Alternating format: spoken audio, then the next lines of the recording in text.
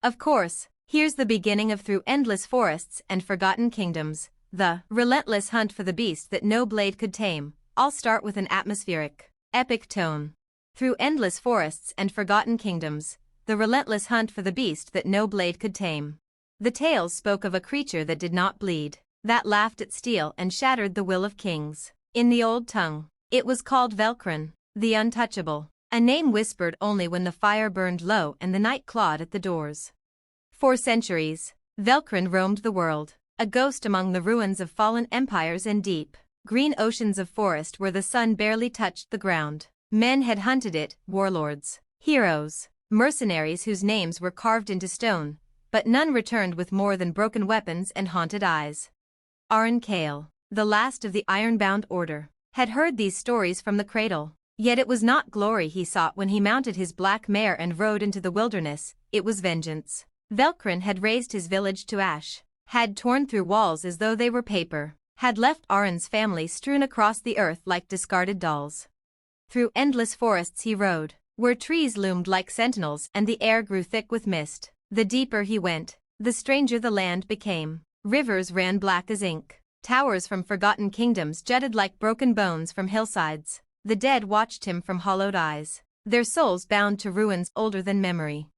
At every village he passed, the warnings grew darker. No blade can tame it. An old woman croaked, pressing a string of bone charms into Aran's palm. It wears the skin of the earth itself. It cannot die by mortal means. But Aran pressed on, driven by a fire that neither hunger nor fear could extinguish. Weeks passed, his armor dulled, his blade chipped, but his spirit never faltered. It was on the 33rd night, deep in the weeping forest, that he found the first true sign, a clearing where every tree had been uprooted, where the very earth was scarred by claws larger than a man's body. In the center of the devastation lay a single object, an ancient, cracked crown. The Forgotten Kingdoms, the last stand of those who had once tried to bind Velcrin. Aran understood then, he could not face the beast with steel alone. He would have to unearth the lost rights of kings, magic so old it had been abandoned to myth. The hunt became a pilgrimage. In the ruins of Kermer, he found the scrolls of binding. In the sunken catacombs of Veldrath, he wrested a shard of the first mirror ever crafted, an artifact said to reflect the true form of any creature, no matter its glamour. In the frozen peaks of Centaura, he bathed in the blood of the sky serpent to shield his soul from despair. Only then, armed with relics that should not exist and bearing the weight of 1,000 dead kingdoms, did Aran finally find Velcrin. It stood at the heart of a shattered valley, where the stars seemed to weep silver light upon the ground. It was larger than any legend had dared whisper, a shifting, sinuous thing, cloaked in mist and shadow, its eyes burning like twin suns. When Aran raised his sword, Velcrin laughed, a sound like mountains breaking. But Aran did not strike with steel. He spoke the forbidden words, held the shard before him, and cast the creature's reflection into the earth itself, binding its essence to the bones of the world. The ground trembled, the forest screamed. When the dust settled, Velcrin was gone, imprisoned not by blade, but by the will of all those who had fallen before. Aran Kale stood alone in the silence, the first and last hunter to conquer the unconquerable, but he did not return to the world of men. Some say he guards the valley still, for even a beast no blade could tame is a thing too terrible to be left unwatched. Would you like me to continue with a deeper, chapter-style expansion, maybe a saga with Aran's trials? I can make it even darker or more heroic depending on the vibe you're looking for. Awesome, let's keep it rolling. Here's the next part of Through Endless Forests and Forgotten Kingdoms, picking up right after Aran's victory. Chapter 2, The Warden of the Hollow Vale. Seasons bled into one another. The valley where Velcrin had fallen, now called the Hollow Vale, became a place shunned by beasts and men alike. The trees at its edge twisted unnaturally, their trunks blackened as though burned from within. Strange lights danced above the shattered stones. Whispered voices rode the wind. And Aran Kale, last of the Ironbound, remained. He built no castle, no shrine. His home was the ruin itself, a crumbling citadel left from a kingdom that even the gods had forgotten. His companions were silence, memory, and the heavy knowledge of what he had done. For though Velcrin was bound, its spirit still struggled against its prison, and with each year, the bonds weakened. There were nights when the earth itself groaned, when the rivers reversed their course, and the moon bled red across the sky. On those nights, Aran would take up the mirror shard, its edge now dulled by time and sorrow, and walk the broken paths of the veil, chanting the ancient words to renew the seal. But he was only a man. And men grow old. The legends say that Aran tried to pass on his burden, that he carved his knowledge into stone and hid it in vaults across the world. Some believe he sent dreams to worthy souls, calling them to the hollow veil. Few answered, fewer still survived. In distant taverns, minstrels sang of the sleeping warden, a knight trapped in an endless vigil against a foe that could never die. Some scoffed, some wept, but none dared seek the hollow veil. Until now. A girl named Lyra, born beneath a dying star, raised by wolves and whispers, had heard the call. She was not a knight, she bore no sword of legend, but she carried within her the spark of something older than steel and older than kings, a heart unyielding. And as the seals weakened once more, and the first tremors shook the world awake, Lyra crossed the forbidden forests, the endless ruins, the lands where the sun had long forgotten to rise. In her dreams, she saw a man, armored in rust and sorrow, standing before a door of bone and mist. Waiting. The hunt was not over. It had only just begun. Would you like me to dive into Lyra's journey next? She'll need to pass through some very creepy and epic places if you want. Should it be grittier or more mythic in tone? Alright, let's dive straight in. Here's the next part of Through Endless Forests and Forgotten Kingdoms. Chapter 3, Where Shadows Feast. Lyra crossed the last known border at twilight, when the sky was neither gold nor ash, but something between. Behind her lay the scattered remains of the world she knew, villages swallowed by vines, roads broken like dry bones. Before her stretched the ashen thickets, a forest so dense the stars themselves seemed caged. No map marked the path she took, only the dreams. Each step into the thickets was like walking deeper into another life. Branches clawed at her skin, leaving thin red lines. The trees whispered in a language she almost understood, almost as if the forest itself remembered her from another time. She moved swiftly, silently, the way the wolves had taught her. Hunger gnawed at her ribs, thirst burned her throat, but she did not slow. The first test came on the third night.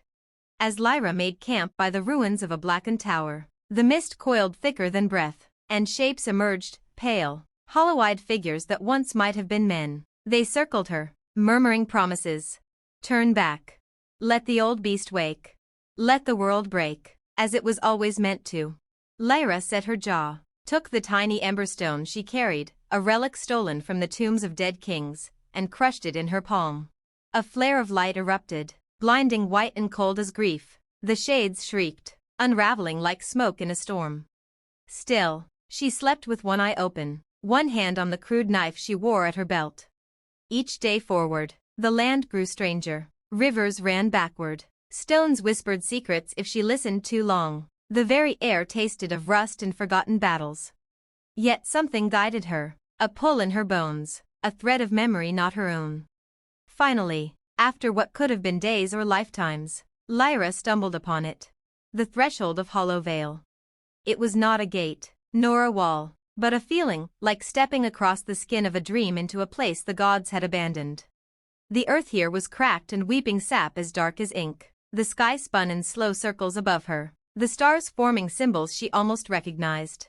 And there, at the center of the broken plain, stood the warden. Aran Kale. Or what remained of him. His armor was fused to his flesh, his hair was white as bone, his eyes, once proud, were empty pools of night. He did not move as she approached, yet she felt the weight of his gaze settle on her shoulders, heavier than any mountain. Lyra fell to one knee, the instinct of prey before a thing greater than kings. You heard the call, the warden rasped, voice like dry leaves. You bear the mark. He stretched out a hand, and Lyra saw that he held something, a fragment of the mirror shard, blackened by age and battle. The beast stirs, Aran whispered. The seal is broken, only blood bound to the first flame can mend it. Lyra said nothing. She had no grand words, no ancient titles, only a fire in her chest that refused to die. She reached out and took the shard from his hand. The moment she touched it, visions exploded behind her eyes, empires drowning in shadow. Cities consumed by beasts, a world undone. And above it all, Velkron's laughter, terrible and endless. When she woke, Arin was gone, as if he had never been. Only the hollow veil remained, and the task he had left behind. Lyra tightened her grip on the mirror shard, set her jaw, and rose. The hunt had passed to her, and the beast would rise again. Would you like to see what Lyra has to face next? Maybe the first true encounter with Velkron's servants? We could make it eerie, like old gods waking up, or brutal, like corrupted knights. Which vibe are you feeling? You're awesome for keeping this going. Let's dive straight into the next part. Chapter 4, The Servants of the Shattered Crown. The hollow veil stretched before Lyra like a wound across the world. As she moved deeper, she realized the land was not silent, it breathed. Low, groaning sounds echoed through the mist, and underfoot, the cracked soil seemed to pulse with a slow heartbeat. The mirror shard throbbed in her hand, growing heavier with each step. Soon, she was no longer alone. From the rotting remains of old battlefields, figures rose, twisted echoes of fallen kings and knights, bound by Velkron's curse. Their armor was rusted and fused to blackened flesh. Their eyes burned with cold, blue fire. Each bore a broken crown upon their brow, symbols of the kingdoms they had once ruled, before they bent the knee to the beast. They were the servants of the shattered crown, Velkron's eternal sentinels. One by one, they turned toward her, swords scraping against the stones as they dragged them free.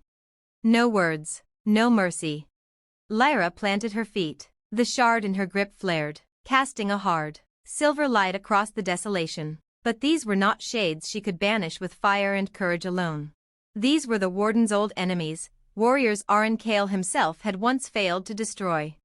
The first charged, a hulking brute with a mace that seemed to hum with cursed power. Lyra ducked under the swing, fast and low, and slashed with her knife, but the blade only sparked uselessly against the knight's rotted plate.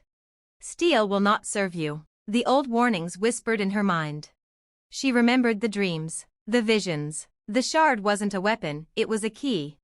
Heart pounding, Lyra turned the mirror shard toward the charging knight. For a breathless second, nothing happened. Then, the knight stumbled, his broken crown cracked down the middle. From within the rift, something black and shrieking poured out, a fragment of Velkron's will, tearing free into the mist. The knight collapsed, armor clattering empty onto the stones. The others hesitated. Lyra did not. She ran. Through twisting ruins, over shattered bridges, across fields sown with the bones of forgotten wars. The knights pursued her, slow but relentless, their broken banners flapping in a wind that smelled of rust and death. Each step took her closer to the heart of the hollow veil. Closer to Velkron. Closer to the truth. By the time she reached the foot of the final hill, a black mound rising like a tumor in the center of the veil, Lyra was bloodied, breathless, and alone. At the top stood the gate. An arch of living bone, wreathed in mist and thorned vines, pulsing with a heartbeat not her own. And beyond it, she felt it, a hunger vast enough to drown the stars. Velkron was waking. She had no army, no crown, only a shard of broken magic and the stubborn fire in her chest. Lyra tightened her grip on the mirror shard. And she stepped through the gate. Next chapter could be inside Velkron's true domain, a twisted dreamscape where the laws of reality are breaking apart. Want me to go even darker and more surreal now? Like entering a place where even memory can't be trusted? Or do you want Lyra to meet an unexpected ally inside? Here we go. We're crossing fully into Velkron's realm now. It's going to get surreal, dangerous, and very mythic. Chapter 5, The Beast Beyond the Door. The world shattered the moment Lyra passed through the gate. There was no sky, only a swirling void, stitched together by the dying light of stars long dead. The ground was not earth, but broken mirrors, each shard reflecting a different version of her, a girl she had been, a woman she might become, a corpse she might yet become. The hollow veil was gone. Here, in Velkron's true domain, reality bent like metal over fire. The air was heavy with the scent of forgotten things, iron, blood, old sorrow. She staggered forward, the mirror shard in her hand pulsed faster now, hotter, as if trying to warn her. Ahead, rising like a throne built from nightmares, loomed Velkron. It was worse than any vision. no single shape could hold it. It shifted constantly, one moment a vast serpent of smoke and bone, the next a titan crowned in endless horns, then a black star that wept rivers of ash. Its laughter was the grind of mountains. Its breath stirred the broken mirrors into swirling storms of memory. Mortal, it whispered, the words scraping at the inside of her skull. Another warden? Another fool? Come, then, feed me your defiance. Around Velkrin's throne circled the forgotten, souls who had tried and failed before her, knights, kings, wizards, even monsters. All bound, all hollowed out, their faces twisted into masks of endless grief. Lyra gritted her teeth. I am no one's warden, she said, her voice cracking the silence. I am the end of you. The beast laughed again, long and low. It lunged. The world fractured. Lyra was flung into the sky, no. Into a memory, no. Into something deeper, a dream Velkrin tried to drown her in. She stood once more in her village. Wolves howled in the distant woods. Her mother called her to dinner. Her father smiled from the doorway. Home. Safe. Warm. But Lyra knew better. She could feel the wrongness, the edges fraying, the way her father's smile never quite reached his hollow eyes. Velkrin was trying to break her, to trap her in a dream until she forgot her purpose. She tightened her hand around the mirror shard until blood ran down her wrist. I see you, she whispered, and the village erupted into flame. The dream peeled away, screaming.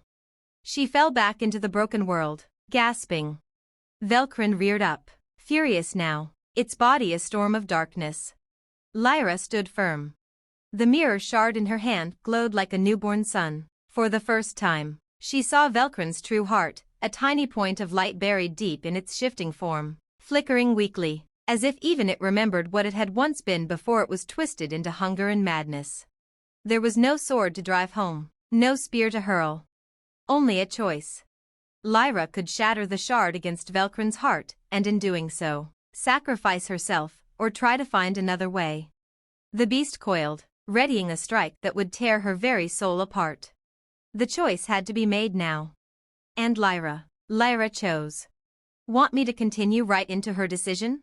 Do you want her to sacrifice herself heroically, or find another, unexpected way to beat Velkrin without dying? Both could be epic, depends what mood you're feeling. Alright, let's keep the momentum. Here's the next part, leading straight into Lyra's final choice. Chapter 6, The Breaking of Chains. Time slowed.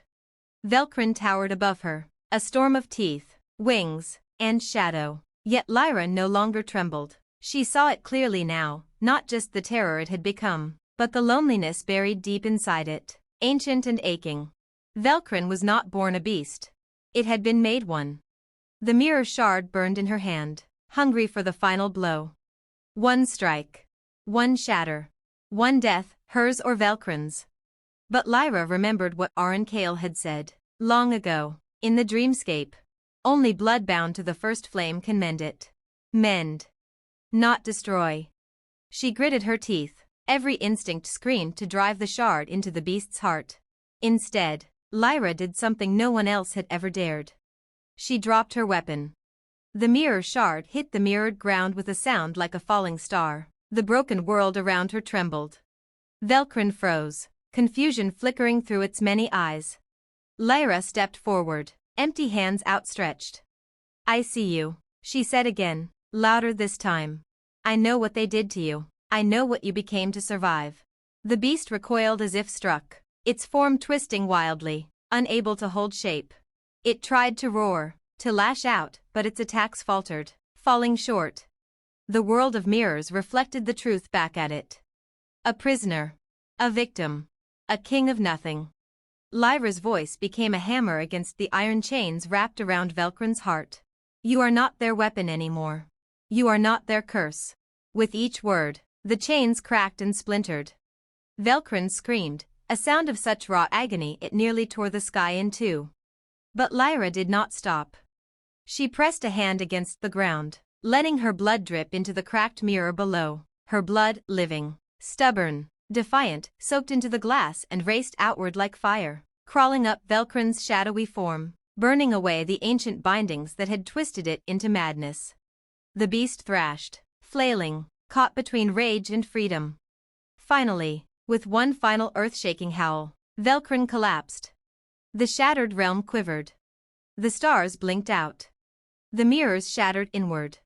And everything went still. When Lyra opened her eyes, she was lying in the true hollow veil once more, under a bleeding sunset. The cursed mists were gone. The air smelled of rain and growing things. And there, standing where Velcrin had once ruled, was a figure. No longer a beast. No longer a monster. A man, or something close to it, tall, scarred, ancient beyond reckoning. His eyes, no longer burning with hatred, met hers. "Thank you," he said, voice barely more than a breath. "I am free." Velcrin, the untouchable, bowed his head, not in defeat, but in gratitude. Then, like mist under the morning sun, he faded away, leaving only silence behind. The curse was broken. The hunt was over. Lyra, the girl born under a dying star, had done what no blade, no king, no knight had ever accomplished. She had mended what was broken. And as the first true dawn rose over the hollow veil in 1,000 years, Lyra smiled through her tears, knowing she had not simply survived. She had changed the world. The end. Would you like a short epilogue too? Like what happens to Lyra afterward? Does she become a legend, vanish into myth, or maybe even start a new journey? I can spin a few options if you want. Let's go. Here's a final epilogue to close through endless forests and forgotten kingdoms. Epilogue, Ashes and Seeds. Years passed. The hollow veil healed slowly. Forests crept back across the broken stones. Rivers found their old songs again. The bones of long-dead empires were swallowed by moss and time. The world outside whispered of a girl who had ended the endless hunt. A girl who faced a beast no blade could tame, and chose not to destroy, but to redeem. Some called her a queen. Some, a ghost. Others believed she had never existed at all, that she was only a story told to children to remind them that even the darkest curse could be undone. But those who ventured near the hollow veil, brave fools or desperate pilgrims, sometimes glimpsed her. A lone figure, walking among the wildflowers and the ruins, humming old songs to herself. Her hair threaded with silver. Her eyes deep with storms and suns. She carried no sword, no crown. Only a small, broken piece of mirror tied around her neck, dull now, but warm to the touch. Lyra never sought thrones or temples. She left that to others. She became a seed, scattered across the forgotten corners of the world, stirring old magics awake, kindling fires where hope had long gone cold.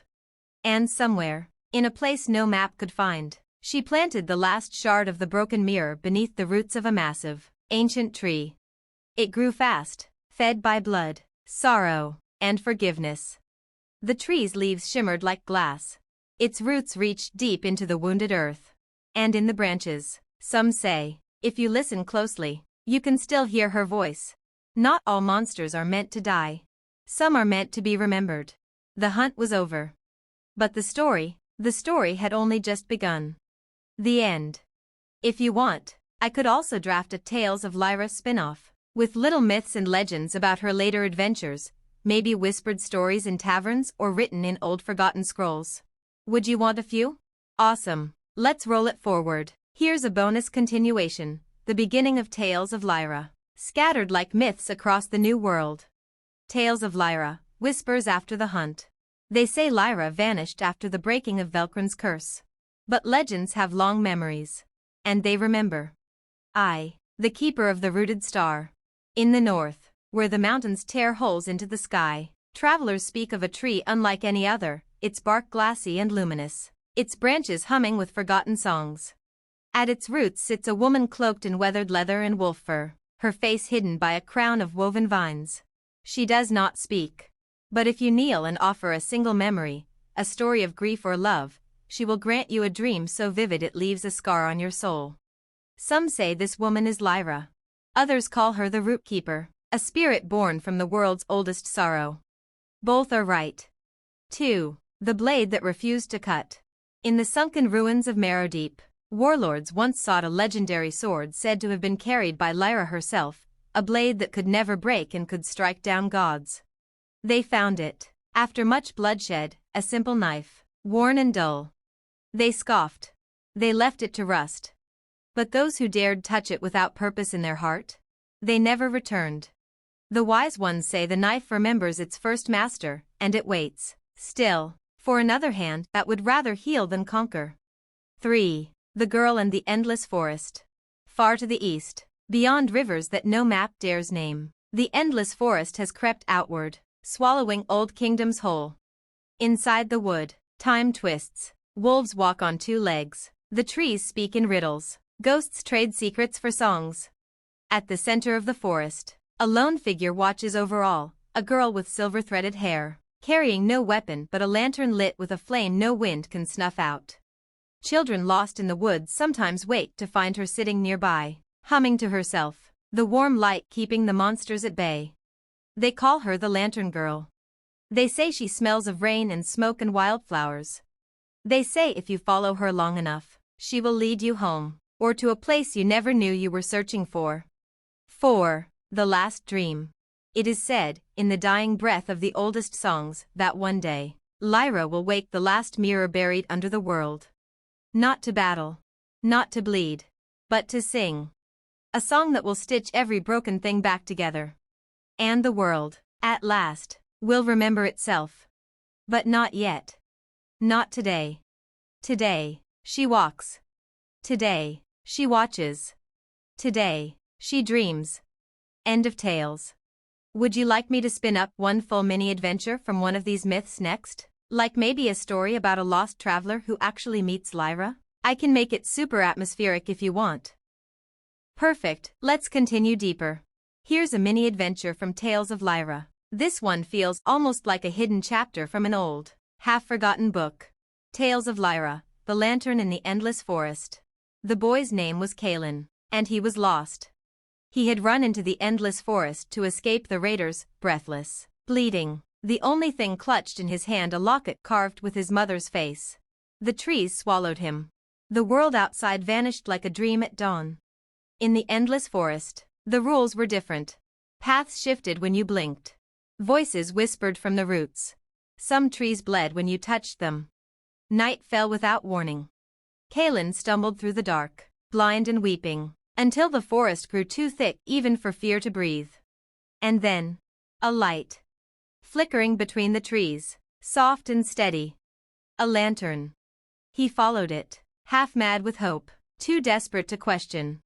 Through the briar tunnels and bone fields he ran, until at last he saw her. A woman kneeling by a fallen oak, humming a tune so old it made Kalen's bones ache. Her hair was braided with silver threads, her clothes patched with moss and wolf fur. At her side, the lantern burned with a golden flame that the mist could not touch. She looked up when he approached. Her eyes, gray as storm-tossed skies, met his. No words. Just a small, patient smile. Kalen collapsed at her feet, sobbing. He offered her the locket without knowing why. The woman touched it gently, reverently, as if she, too, remembered something precious she had lost long ago. Then she stood, lifted her lantern high, and beckoned him to follow. They walked in silence, through fields of sleeping beasts, over rivers that whispered secrets, past ruins that hummed with the memories of dead kings. At the edge of the forest, just as the first pale hints of dawn touched the sky, she stopped. She placed the locket back in his hand, and with it, a small shard of mirrored glass. When Kalen blinked, she was gone. Only the lantern's golden light remained, woven into the mist like a thread leading home. He staggered back to the world of men, scarred, changed, but alive. He wore the shard around his neck for the rest of his days. It never dulled. It never cracked. And sometimes, in dreams, he saw her again, the girl who had ended the endless hunt. The girl who chose to mend instead of kill. The girl who still walked, even now, among the forgotten places of the world. Lyra. Want another mini-adventure next? I could do one about a broken knight seeking the Tree of Mirrors, or even a story told by an old tavern bard who once claims to have met Lyra but maybe he's lying. Or is he? What vibe are you feeling?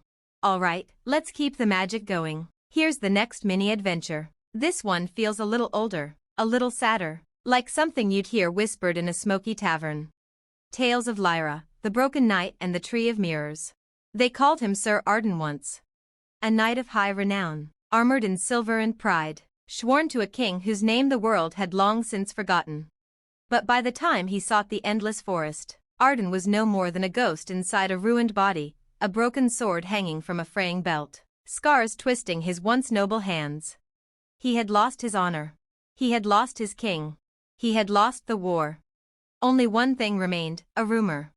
A tree, deep within the forest, whose mirrored leaves could show a man the truth of himself.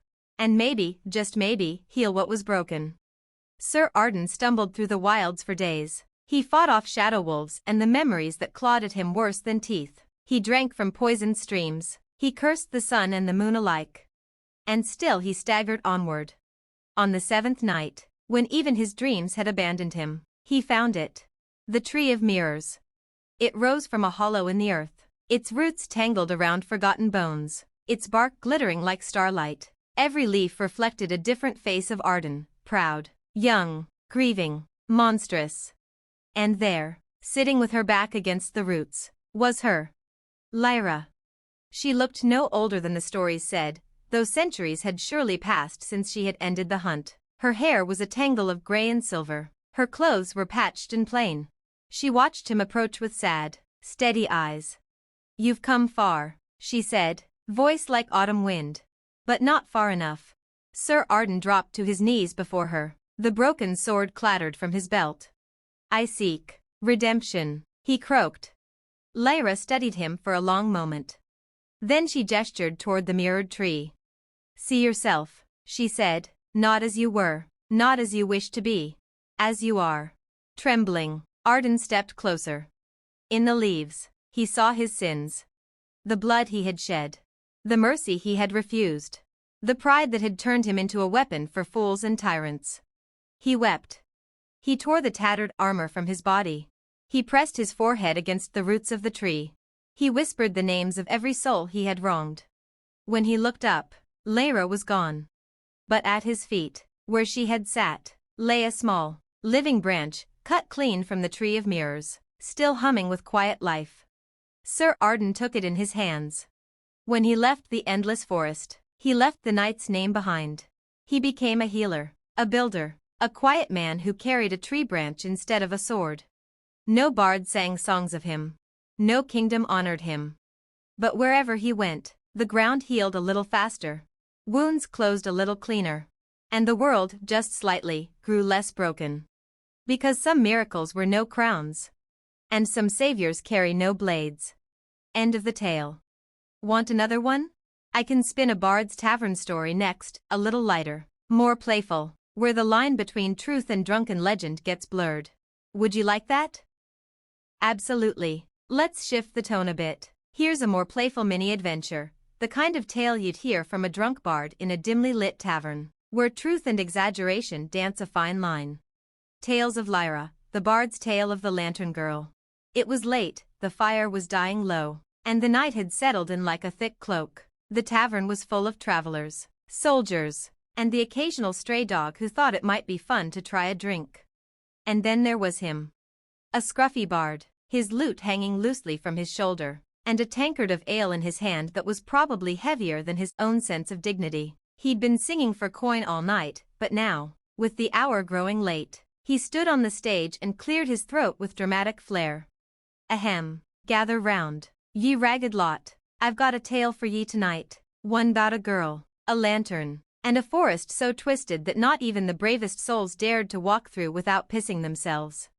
The crowd, already a little tipsy, leaned in, eyes glinting with curiosity. I see ye're eager," the bard continued with a sly grin, "so listen well, for this is the tale of Lyra, the girl who put all those pompous knights to shame." He strummed a chord that made the room shudder. "You've heard of the endless forest, aye? Don't tell me ye haven't, unless ye're a right fool. It's a place where trees talk, where wolves walk on two legs, and where time itself goes to get lost."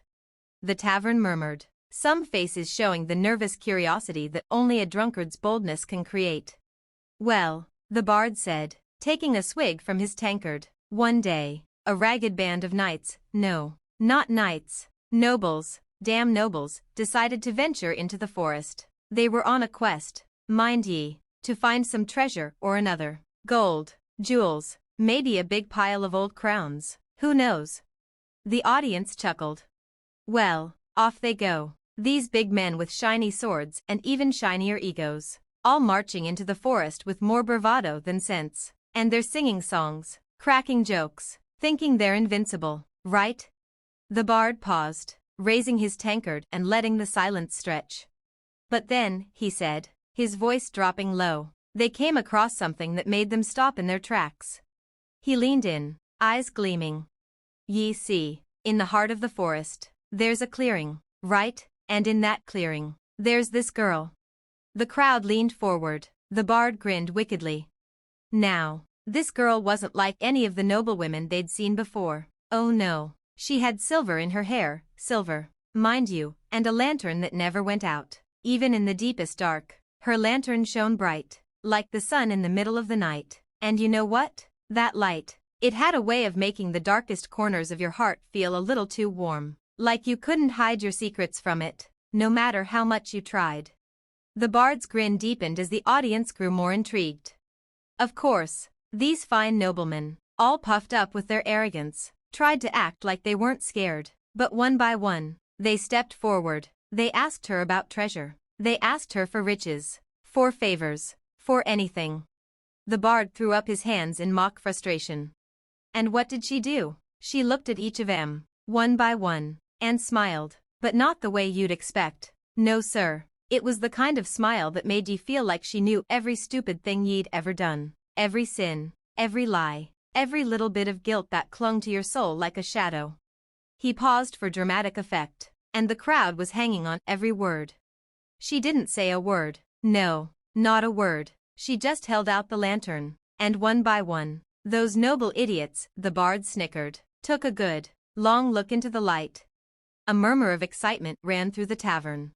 And poof, just like that, their weapons were gone, their riches, gone. The forest swallowed them whole. The bard let the silence stretch. But the strangest thing, he said softly, is that the next day, the forest gave them back. Their swords, their crowns, their riches, everything, but none of them ever asked for them again. They walked away, quieter, gentler, with a little less weight on their shoulders. He strummed his lute again and leaned back, clearly pleased with himself. Now, I know what ye're thinking. What happened to the girl? Where'd she go? Well, that's the thing, no one knows. Some say she's still out there, wandering the endless woods, waiting to show the next fool how to find their way. Others think she's just a memory, a piece of the world that got lost. He winked at the audience. But here's the kicker, folks, the bard said, raising a finger. If you really want to find her, ye got to remember this, she doesn't look at ye the way other folk do. Oh no, she sees right through ye, every secret, every lie, and if ye're lucky, if ye got the right kind of heart, she might just let ye follow her lantern to the very edge of the world. He strummed the last chord on his lute and stood tall, bowing dramatically. That's the tale of the lantern girl. Now, go on, buy me another drink, and I'll tell ye the one about the wolf who walked on two legs. But no promises. Mind ye, that one's a bit more dangerous. The tavern erupted in laughter, and a few hesitant hands raised their mugs. End of the tale. Would you like one more mini-adventure? This time maybe about the lost king who sought Lyra's help in the endless forest? Or a story about someone who finds Lyra's mirror tree and the price they pay for it? I can spin these tales however you like.